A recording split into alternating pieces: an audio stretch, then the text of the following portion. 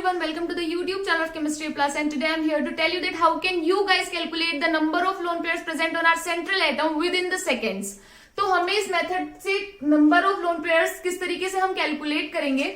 तो हमारे पास सबसे पहले हमारे जो सेंट्रल एटम है उसके पास कितने वैलेंस इलेक्ट्रॉन्स हैं ये हमें पता होना चाहिए। और जो सेकंड चीज हमें नीड है वो ये कि हमारे पास जो सेंट्रल एटम के सराउंडिंग में जितने भी एटम्स हैं वो सिंगल बॉन्ड से अटैच है, डबल बॉन्ड से अटैच है या फिर ट्रिपल बॉन्ड से अटैच है। ये वाला जो मेथड है ना ये इजीएस्ट मेथड है। हमारे पास इसके अलावा दो मेथड और होते हैं number of lone pairs calculate करने के लिए, जिनमें से एक तो होता है वैलेंस इलेक्ट्रॉन -8n/2 कुछ इस तरीके से करके, और एक होता है n-p वाला मेथड। लेकिन ये वाला जो है वो इजीएस्ट मेथड होता है क्योंकि हम एग्जाम्स में हमारे टाइम को भी मैनेज करना होता है और इस मेथड से हम लोग विद इन द सेकेंड्स हमारा आंसर कैलकुलेट कर सकते हैं। तो हमारा आज का टॉपिक है ये that how to calculate the number of lone pairs on our central atom. तो हमें क्या पता होना चाहिए, सबसे पहले तो हमारा जो सेंट्रल एटम है किसी भी मॉलिक्यूल का वो कितने वैलेंस इलेक्ट्रॉन शो कर रहा है, और दूसरी चीज ये पता होनी चाहिए कि उसके पास जो जितने भी उसके सराउंडिंग में एटम्स है वो उसके साथ सिंगल बॉन्ड के साथ प्रेजेंट है, डबल बॉन्ड के साथ प्रेजेंट है या फिर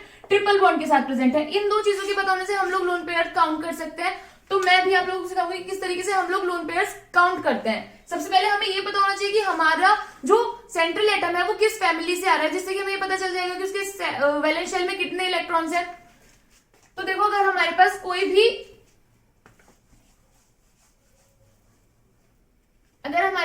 भी एटम कार्बन वाली फैमिली से आता है तो उसके पास 4 वैलेंस इलेक्ट्रॉन्स होते हैं। अगर हमारे पास कोई भी नाइट्रोजन फैमिली से आता है तो उसके पास 5 वैलेंस इलेक्ट्रॉन्स होते हैं। नाइट्रोजन के बाद अगर ऑक्सीजन से आएगा तो 6 वैलेंस इलेक्ट्रॉन्स होंगे। फिर अगर से आएगा तो 7, और जिनोन वाली फैमिली से आएगा तो 8।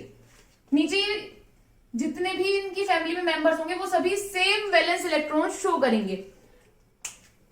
हम लोग इस मेथड को एग्जांपल्स के थ्रू समझेंगे कि किस तरीके से हम लोग सेंट्रल एटम का लोन पेयर कितने प्रेजेंट है वो कैलकुलेट करते हैं। तो हमारे पास जो इजीएस्ट एग्जांपल होता है वो होता है NH3। अब हमें देखना है कि हमें इस मेथड को किस तरीके से अप्लाई करना है। तो हमें पता है कि नाइट्रोजन के वैलेंस शेल में हमारे पास 5 इलेक्ट्रॉन्स होते हैं। अब हमारे पास 3 हाइड्रोजन है और हमें पता है कि हाइड्रोजन हमेशा सिंगल बॉन्ड के साथ अटैच होती है। तो एक हाइड्रोजन यहां, एक यहां और एक यहां। तो हमारे पास नाइट्रोजन के पास जो वैलेंस शेल में जो इलेक्ट्रॉन्स थे वो थे टोटल 5, 3 यूज हो चुके, तो हमारे पास अभी 2 इलेक्ट्रॉन्स बचे हुए हैं। सबसे पहले तो ये बात कि हम लोग लोन पेयर उसे बोलते हैं जब हमारे पास किसी भी कहीं पे भी कोई इलेक्ट्रॉन पेयर होता है। अगर हमारे पास सिर्फ ये इलेक्ट्रॉन है तो हम इसे इलेक्ट्रॉन बोलेंगे, ना कि इलेक्ट्रॉन पेयर। पेयर यानी किसी भी चीज का कपल में होना,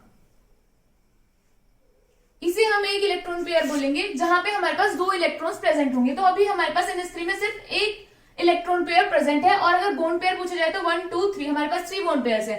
तो in NH3 we have 1 lone pair and 3 bond pairs. इतना ही करना है हमें सिर्फ, और हमें सिर्फ वैलेंस शेल के इलेक्ट्रॉन्स की हेल्प से ये पता चल गया कि हमारे पास जो सेंट्रल एटम है उस पर कितने हमारे पास लोन पेयर्स प्रेजेंट है। हम लोग इसी तरीके से अभी 10 to 12 एग्जांपल्स करेंगे, उसके बाद आप लोगों को बहुत अच्छे से समझ आ जाएगा कि किस तरीके से इस मेथड को अप्लाई करना है। तो सबसे पहले अगर हम PCl3 में कैलकुलेट करें तो हमें पता है कि फास्फोरस जो है वो नाइट्रोजन फैमिली से है, तो फास्फोरस के आउटर मोस्ट शेल में भी 5 इलेक्ट्रॉन्स होंगे।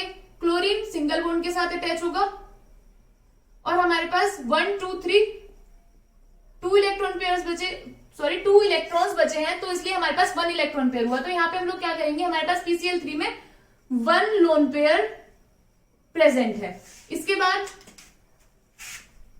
अगर हम PCl5 में देखें तो फास्फोरस के पास 5 इलेक्ट्रॉन्स, 1, 2, 3, 4, 5। हमारे पास 5 ही क्लोरीन है, 1, 2, 3, 4 एंड 5। हमारे पास अभी फास्फोरस की वैलेंस शेल में एक भी इलेक्ट्रॉन प्रेजेंट नहीं है, यानी कि यहाँ पे कितने लोन पेयर हुए, 0। और अगर हमसे बॉन्ड पेयर पूछे तो बॉन्ड पेयर्स कितने हैं, 5। यहाँ पे बॉन्ड पेयर्स कितने हैं कैलकुलेट करेंगे, 1, 2, 3। तो यहाँ पे हमारे पास 3 बॉन्ड पेयर्स हैं। इसी तरह अगर हमसे NF3 में पूछे तो नाइट्रोजन फ्लोरीन के साथ 3 बॉन्ड्स बना लिए और हमारे पास 2 इलेक्ट्रॉन्स बच गए। अभी हमें देखो क्रॉस चेक किस तरीके तरीके से करना है कि नाइट्रोजन के पास आउटर मोस्ट शेल में 5 इलेक्ट्रॉन्स होते हैं, 5 वैलेंस इलेक्ट्रॉन हमारे पास होते हैं नाइट्रोजन में। तो 1 2 3 4 5 यानी कि 3 तो उसने फ्लोरीन के साथ शेयर कर लिया और हमारे पास एक इलेक्ट्रॉन पेयर यहाँ पे बचा, यानी कि हमारे पास 2 इलेक्ट्रॉन्स यहाँ पे बचे हुए हैं। तो इसलिए हमारे पास ये कितने हो गए, एक लोन पेयर और 3 बॉन्ड पेयर्स। नेक्स्ट एग्जांपल, अगर हम H2O का कैलकुलेट करें तो ऑक्सीजन के पास हमें पता है 1 2 3 4 5 6 इलेक्ट्रॉन्स होते हैं, जिसमें से 2 हाइड्रोजन के साथ बॉन्डिंग करने में चले गए और हमारे पास 2 इलेक्ट्रॉन पेयर्स अभी भी बचे हुए हैं। तो हमारे पास 2 लोन पेयर प्रेजेंट है और 2 ही बॉन्ड पेयर। आप लोगों को पता है कि हमारे ना जो एग्जाम्स होते हैं, जितने भी कॉम्पिटिटिव एग्जाम्स होते हैं, जरूरी नहीं कि आप लोगों से यही पूछेगा कि हमारे पास कितने लोन पेयर्स प्रेजेंट हैं। आपको ना निकालना आना चाहिए, क्योंकि लोन पेयर्स ना बहुत जगह, बहुत सारी ऐसी जगह है जहां पे ना लोन पेयर्स का कॉन्सेप्ट यूज होता है। जैसे बेसिसिटी में एरोमेटिसिटी आप लोग नहीं कैलकुलेट कर सकते सही से, पाई इलेक्ट्रॉन्स नहीं कैलकुलेट कर सकते अगर आपको नहीं पता कि हमारे पास कितने लोन पेयर्स हमारे एटम पे प्रेजेंट है। इसके अलावा वो जरूरी नहीं है कि आपसे यही पूछेगा कि कितने लोन पेयर्स है, क्या पता वो आपसे बॉन्ड पेयर्स के बारे में पूछ ले, या फिर ऐसे 3-4 स्पीशीज देके आपसे पूछे कि किन के पास सेम लोन पेयर्स है, same number of lone pairs है, या फिर same number of bond pairs है। इस तरीके से आप लोगों से क्वेश्चन पूछा जाता है। इसके बाद अगर हम 5th एग्जाम्पल देखें तो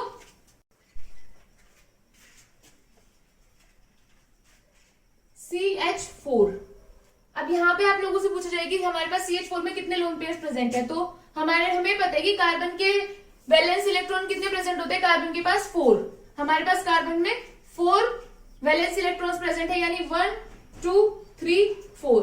हमारे पास हाइड्रोजन से 4 हाइड्रोजन हमारे पास सिंगल बॉन्ड से अटैच होंगी।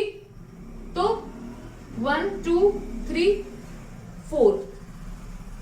यहाँ पे हमारे पास 4 वैलेंस इलेक्ट्रॉन्स थे और 4 ही हाइड्रोजन है। तो यहाँ पे हमारे पास कितने बॉन्ड पेयर्स हैं, 1 2 3 एंड 4। लेकिन हमारे पास यहाँ पे लोन पेयर 0 है, क्योंकि हमारे पास जब कोई इलेक्ट्रॉन रिमेन ही नहीं है तो हमारे पास वो लोन पेयर ही कहां से होगा। अब नेक्स्ट एग्जांपल देखेंगे, ClF3। ClF3 में क्लोरीन के पास 7 इलेक्ट्रॉन्स होते हैं, 1 2 3 4 5 6 7। अब हमारे पास 3 फ्लोरीन है, तो यानी कि 1 2 3। अभी हमारे पास कितने इलेक्ट्रॉन्स बचे हैं, 4 इलेक्ट्रॉन्स बचे हैं। 2 इलेक्ट्रॉन्स मिलके एक लोन पेयर बनाते हैं। तो हमारे पास कितने लोन पेयर्स प्रेजेंट है यहाँ पे, 2 lone pairs and 3 bond pairs. Next example, SO2। Sulphur भी ऑक्सीजन की फैमिली से आता है और इसके पास 6 वैलेंस इलेक्ट्रॉन्स होते हैं, 1 2 3 4 5 6। अब हमें ये पता होना चाहिए कि इसके जो सराउंडिंग में एटम्स है वो इसके साथ सिंगल बॉन्ड के साथ अटैच है, डबल बॉन्ड के साथ अटैच है, या फिर ट्रिपल बॉन्ड के साथ अटैच है। तो हमें पता है कि ऑक्सीजन हमारे पास डबल बॉन्ड के साथ अटैच होती है। तो 2 इलेक्ट्रॉन्स के साथ एक ऑक्सीजन जुड़ी और 2 इलेक्ट्रॉन्स के साथ एक ऑक्सीजन। तो हमारे पास यहाँ पे एक लोन पेयर रिमेन है। तो यहाँ पे कितने बॉन्ड पेयर्स हैं और कितने लोन पेयर्स हैं, हमारे पास यहाँ पे सिर्फ एक ही लोन पेयर है। ठीक है, इसके बाद HgF4। तो हमारे पास Hg 8 इलेक्ट्रॉन्स होते हैं, 1 2 3 4 5 6 7 8। 4 हमारे पास फ्लोरीन है, 1 2 3 4। ये सब हमारे पास फ्लोरीन अटैच होगी। तो हमारे पास यहाँ पे 1 एंड 2। तो यहाँ पे हमारे पास 2 लोन पेयर्स प्रेजेंट हैं और 1 2 3 4 बॉन्ड पेयर्स प्रेजेंट है। आपको हर एक स्पीशीज में इसी तरीके से कैलकुलेट करना है कि कितने लोन पेयर्स प्रेजेंट है और कितने बॉन्ड पेयर्स प्रेजेंट है। So our next example, CCl4। तो हमें पता है कि कार्बन के पास 4 इलेक्ट्रॉन्स प्रेजेंट है और हमारे पास 4 ही क्लोरीन है। तो यहाँ पे कितने लोन पेयर्स हुए, 0, और बॉन्ड पेयर्स 4। ऐसे ही अगर हम SiF4 में कैलकुलेट करेंगे तो हमें पता है कि हमारे पास जो Si है वो भी कार्बन की फैमिली से है। तो यानी कि इसके भी वैलेंस शेल में 4 इलेक्ट्रॉन्स प्रेजेंट होंगे, 4 ही हमारे पास फ्लोरीन है तो 4 बॉन्ड्स बनेंगे और हमारे पास लोन पेयर 0 हो जाएगा। यानी कि यहाँ पे हमारे पास इस स्पीशीज में नंबर ऑफ लोन पेयर्स 0 है, HgOF4। तो हमें पता है कि हमारे पास जिनोन के पास 8 इलेक्ट्रॉन है, 1 2 3 4 5 6 7 8। ऑक्सीजन है तो यानी कि डबल बॉन्ड के साथ अटैच होगा, यानी कि 2 इलेक्ट्रॉन ऑक्सीजन के साथ बॉन्ड बनाने में खत्म हो गए। 4 हमारे पास फ्लोरीन है जो सिंगल बॉन्ड से अटैच होंगी, 4 बॉन्ड हमारे पास, 4 इलेक्ट्रॉन्स यहाँ पर खर्च हो गए। तो हमारे पास कितने इलेक्ट्रॉन बचे अभी? 2 इलेक्ट्रॉन्स, यानी कि यहाँ पे कितने लोन पेयर्स हैं? 1। इस तरीके से आप लोगों को हर एक स्पीशी में कैलकुलेट करना है कि हमारे पास कितने इलेक्ट्रॉन्स प्रेजेंट है। और अगर हमारे पास देखो 2 इलेक्ट्रॉन प्रेजेंट है तो हमारे पास 1 लोन पेयर होगा। अगर हमारे पास 4 इलेक्ट्रॉन्स प्रेजेंट है तो 2 लोन पेयर्स होंगे, 6 इलेक्ट्रॉन्स प्रेजेंट है तो 3 लोन पेयर्स होंगे। यानी कि आप लोगों को क्या कैलकुलेट करना है कि आपके पास जितने भी इलेक्ट्रॉन बच रहे हैं, यानी कि आपके पास let's suppose n number of electrons present है किसी भी स्पीशीज के पास, तो आपको उसके बाय 2 कर देना है लोन पेयर कैलकुलेट करने के लिए। यानी कि अगर हमारे पास यहाँ पे देखो 2 इलेक्ट्रॉन्स है यानी कि 1 लोन पेयर है, यहाँ पे हमारे पास कोई भी इलेक्ट्रॉन नहीं है यानी कि कोई भी लोन पेयर नहीं है। इस तरीके से अब देखो हमारे पास ये सिंगल वाली स्पीशीज थी जो सिंपल स्पीशीज थी, उनके लिए तो हम लोगों ने लोन पेयर्स कैलकुलेट कर लिए। लेकिन अगर हमारे पास चार्ज स्पीशीज आ जाए तो हम लोग क्या करेंगे? उसके लिए भी हम लोग ये वाला मेथड अप्लाई कर सकते हैं। देखेंगे कैसे। देखो अगर हमारे पास कोई भी स्पीशीज दी हुई है उसमें हमारे पास 2 पॉजिटिव, 2 निगेटिव, 4 पॉजिटिव या फिर 1 पॉजिटिव, 1 निगेटिव, इस तरीके से दिए रखते हैं ना ऊपर की तरफ, है ना, चार्ज की, ये इतने चार्ज लगे हुए हैं इस पे, तो हमें उनके लिए किस तरीके से लोन पेयर कैलकुलेट करना है? देखो ऐसा होता तो नहीं है, लेकिन हमें इस तरीके से सपोज करना है, इस तरीके से अपने क्वेश्चन को सोल्व करने के लिए अप्रोच करना है कि जितने भी अगर हमारे पास पॉजिटिव है, यानी हमें पता है कि अगर किसी भी स्पीशीज पे पॉजिटिव चार्ज कब आता है? जब वो अपने इलेक्ट्रॉन्स डोनेट कर रही होती है। तो जितने भी टोटल इलेक्ट्रॉन्स है उनमें से हमें 1 इलेक्ट्रॉन गायब कर देना है, यानी कि 1 इलेक्ट्रॉन उसने डोनेट किया हुआ है, उसे हम नहीं काउंट करेंगे। वहीं अगर निगेटिव चार्ज है, निगेटिवली कोई भी स्पीशी हमारे पास चार्ज है, तो उसका क्या करेंगे? निगेटिव, हमें पता है हमारे पास निगेटिव साइन कब आता है? जब भी कोई स्पीशी अपने पास कोई इलेक्ट्रॉन दूसरी स्पीशी से ले रही होती है तो हमारे पास निगेटिव चार्ज आता है, यानी कि हम ऑटोमेटिकली हमारे पास जितने भी इलेक्ट्रॉन्स है उनमें 1 इलेक्ट्रॉन और ऐड कर देंगे। देखो एग्जाम्पल से बताती हूँ। जैसे ना हमारे पास ये है SO3 नेगेटिव, तो हमें इसे किस तरीके से कैलकुलेट करना है? हमें पता है सल्फर के पास 6 वैलेंस इलेक्ट्रॉन्स हैं, 1 2 3 4 5 6। 3 ऑक्सीजन है, एक ऑक्सीजन डबल बॉन्ड के साथ कनेक्ट होता है, एक ऑक्सीजन यहां कनेक्ट हुआ, एक यहां, एक यहां। अब अगर देखो आपने ये चार्ज मिस कर दिया तो आप बोलोगे कि यहाँ पे हमारे पास लोन पेयर्स कितने हो गए? 0। लेकिन वो सही आंसर नहीं है, क्योंकि हमें ये जो चार्ज है ना ये भी कैलकुलेट करना है। हमारे पास 2 माइनस है, यानी कि इसने 2 इलेक्ट्रॉन किसी और से लिए हुए हैं, ऐसा हमें मान के चलना है। तो 2 इलेक्ट्रॉन्स हम लोग यहाँ पे शो करेंगे। एक्चुअली इनकी स्ट्रक्चर इस तरीके से होती है, इस तरीके से बन रही होती है, यानी कि कुछ ना कोवेलेंट बॉन्ड्स बना रहे होते हैं। लेकिन हमें ना इस तरीके से मान के चलना है कि हमारी जो सेंट्रल एटम है उसने किसी से 2 इलेक्ट्रॉन्स अपने पास लिए हुए हैं, तो ये हमारे पास कितने लोन पेयर्स हो गए? 1 लोन पेयर। इस तरीके से हमें मान के कैलकुलेट कर लेना है। एक और एग्जांपल अगर मैं आपको बताऊं तो हमारे पास होता है NH2 नेगेटिव, तो NH2 नेगेटिव का किस तरीके से निकालेंगे? इनके पास हमारे पास हमें पता है 1 2 3 4 और 5 निगेटिव है, यानी कि हमने एक और इलेक्ट्रॉन बाहर से लिया हुआ है। अब ये यहाँ एक हाइड्रोजन, यहाँ एक हाइड्रोजन। अब हमारे पास कितने इलेक्ट्रॉन बचे हैं? 1 2 3 4 इलेक्ट्रॉन बचे, यानी बाय 2 कर दो, 2 2 जा 4, यानी कि 2 लोन पेयर्स या फिर इलेक्ट्रॉन पेयर्स हमारे पास बचे हुए। तो हम इन्हें किस तरीके से पेयर अप करेंगे? 1 2 1 2। तो हमारे पास कितने लोन पेयर प्रेजेंट आ गए यहाँ पे? 2। सिंपली आपको सिर्फ इतना करना है और आप लोग स्पीशीज के बारे में बता सकते हो कि हमारे पास किसके पास कितने लोन पेयर्स प्रेजेंट हैं। और आप लोगों को ना सीरियसली 2-4 क्वेश्चन प्रैक्टिस करने के बाद, इवन इस वीडियो के बाद ही आप लोगों को जरूरत नहीं पड़ेगी कि आप लोग पेन पेपर भी उठाओ, देख के ही बता सकते हो कि हमारे पास कितने लोन पेयर्स प्रेजेंट है। क्योंकि आपको पता है क्या कि अगर आपको सिर्फ लोन पेयर्स के बारे में पूछा जाए तो आप लोग पेन पेपर उठाओ, कैलकुलेशन करो, लेकिन आप लोगों को पता है क्या हमारे पास ना कहीं कहीं किसी क्वेश्चन के बीच में ये कॉन्सेप्ट लग रहा होता है कि लोन पेयर्स कैलकुलेट करने होते हैं। तो हम ना पूरे क्वेश्चन को सोल्व करता रहे और फिर ये भी सोल्व करें कि हमारे पास कितने लोन पेयर्स प्रेजेंट है। नहीं, हम लोगों को स्पीशी देख के ही बता देना है कि हमारे पास कितने लोन पेयर्स प्रेजेंट है, कितने बॉन्ड पेयर्स प्रेजेंट है। ओके, अभी मैं आप लोगों को बताऊंगी कि हमारे पास क्वेश्चन किस तरीके से आएगा। ठीक है, तो हमारे पास ये क्वेश्चन गिवन है that calculate the number of molecules having the same number of lone pairs. यानी कि यहाँ पे क्वेश्चन में ऐसे बोला गया है कि हमें वो स्पीशीज के बारे में बताना है या फिर वो मॉलिक्यूल्स कैलकुलेट करके बताना है जिनके पास same number of lone pairs है। यानी इसके पास same number of lone pairs है या फिर इसके और इस वाली स्पीशीज के पास same number of lone pairs है। यानी कि हम इस क्वेश्चन को इस तरीके से सोल्व करेंगे कि इंडिविजुअली इन तीनों के लिए लोन पेयर्स कैलकुलेट करेंगे और फिर देखेंगे कि किस किस के पास same number of lone pairs हैं।